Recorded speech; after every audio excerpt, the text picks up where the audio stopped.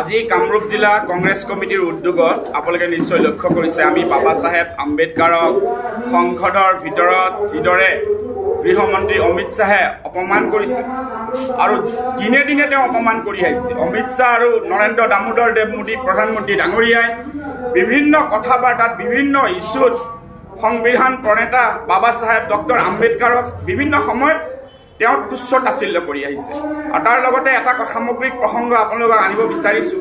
যোৱা কেইদিনমান আগতে গভৰ্ণৰ হাউচ ঘেৰাও যিটো অনুষ্ঠান আছিল ভাৰতীয় জাতীয় কংগ্ৰেছৰ অসম প্ৰদেশ কংগ্ৰেছ কমিটিৰ সভাপতি ভূপেন বৰাদেৱৰ নেতৃত্বত তাত আমাৰ মিদুল ইছলাম ডাঙৰীয়া পুলিচৰ গেছত যিদৰে তেওঁৰ প্ৰাণ আহুতি নিলে, পুলিচৰ এই বৰ্বৰ অত্যাচাৰক আমি ধিক্কাৰ দিছোঁ। কামৰূপ জিলা কংগ্ৰেছ কমিটিৰ আজি ৰঙিয়া কাৰ্যালয়ৰ পৰা আমি ধিক্কাৰ দিছোঁ। সেই পৰিয়াললৈ আমি সমবেদনা জ্ঞাপন কৰিছোঁ।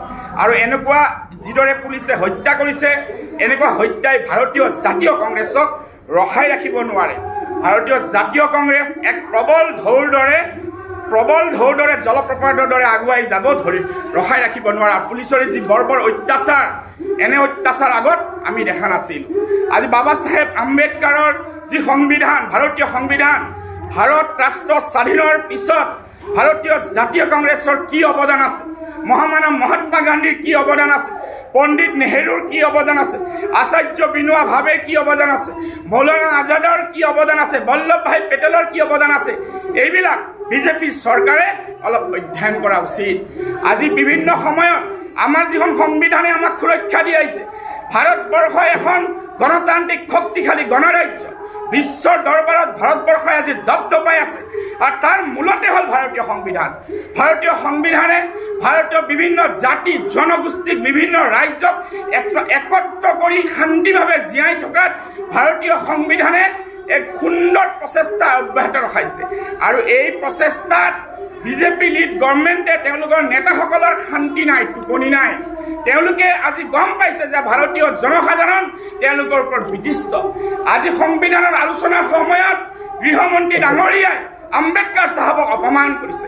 আৰু সেই অপমানৰ কাৰণে আজি সমগ্ৰ অসমত আজি প্ৰতিবাদ কাৰ্যসূচী লোৱা হৈছে। ৰাষ্ট্ৰপতি ভৱনলৈ এক মেমৰেণ্ডাম আজি আমি উপজিলাৰ জৰিয়তে ডেপুটি কমিশ্যনাৰৰ জৰিয়তে আমি মেমৰেণ্ডাম ছাবমিট কৰিম। আমাৰ সভা চলি আছে। এই সভাৰ অন্তত অলপ সময় পিছতে আমি ইয়াৰ পৰা মাৰ্চ কৰিম আৰু এই পত্ৰ আমি যি বনাইছোঁ, আমি যিখন মেমৰেণ্ডাম তেওঁক ছাবমিট কৰিম। আৰু এয়া এটা আন্দোলনৰ পৰ্যায়হে। অনাগত সময়ত বাবা চাহেব আম্বেদকাৰক এনেকুৱা অপমান কৰিবলৈ সুযোগ দিয়া নহ'ব। আৰু ভাৰতীয় জাতীয় কংগ্ৰেছে বহি নাথাকে, তাৰ প্ৰতিশোধ ল'ব। ভাৰতৰ জনসাধাৰণে ইয়াৰ প্ৰতিশোধ ল'ব। ভাৰতৰ প্ৰত্যেকজন জনসাধাৰণৰ বাবা চাহেব আম্বেদকাৰৰ প্ৰতি শ্ৰদ্ধা আছে, সন্মান আছে। আৰু এই বিজেপি চৰকাৰে গৃহমন্ত্ৰী অমিত শ্বাহে যিদৰে ক্ষমতাত বলিয়ান হয় অপমান কৰিবলৈ ওলাইছে, এই অপমান দৰ্পচূৰ নহ'ব। তেওঁলোকে এদিন ইয়াক এই পাপ কেতিয়াও খণ্ডন কৰিব নোৱাৰিব। মুখ্যমন্ত্ৰী এটা কথা কৈছে যে ৰাজনৈতিক দলে আন্দোলন কৰিব নালাগে বা নকৰে, কিন্তু তাৰ পিছদিনাই ভাৰতীয় জনতা পাৰ্টীয়ে আন্দোলন কৰা দেখা যায়। ৰাজনৈতিক দলে আন্দোলন নকৰি কি কৰিব? ডেমক্ৰেচি, ভাৰতীয় সংবিধানে ৰাজনৈতিক দলক এই ক্ষেত্ৰত স্বাধীনতা দিছে। মানুহৰ যেতিয়া দুখ হ'ব, মানুহৰ যেতিয়া অন্যায় হ'ব, মানুহৰ যেতিয়া অধিকাৰ খৰ্ব হ'ব, ৰাজনৈতিক দলে আৰু প্ৰত্যেকে ৰাইজে ইয়াৰ প্ৰতিবাদ কৰিবই আৰু কৰি আহিছে, কৰি যাব।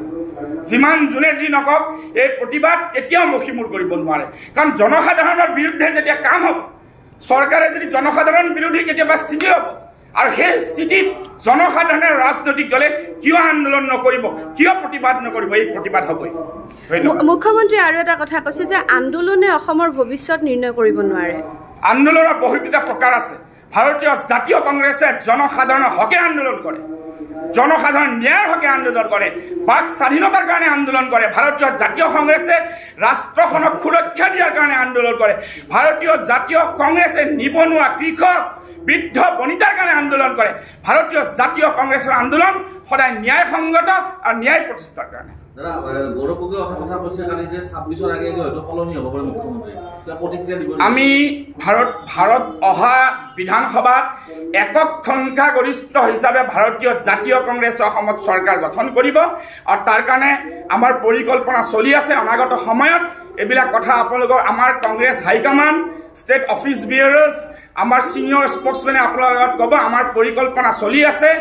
অহা নিৰ্বাচনত আমি একক সংখ্যাগৰিষ্ঠ হিচাপে আমি যিসমূহ দলৰ লগত এলায়েন্স কৰিব পাৰোঁ, যিসমূহ দলৰ লগত আমি এলায়েন্স কৰিব পাৰোঁ, তেওঁলোকক লগত লৈ আমি চৰকাৰ গঠন কৰিম।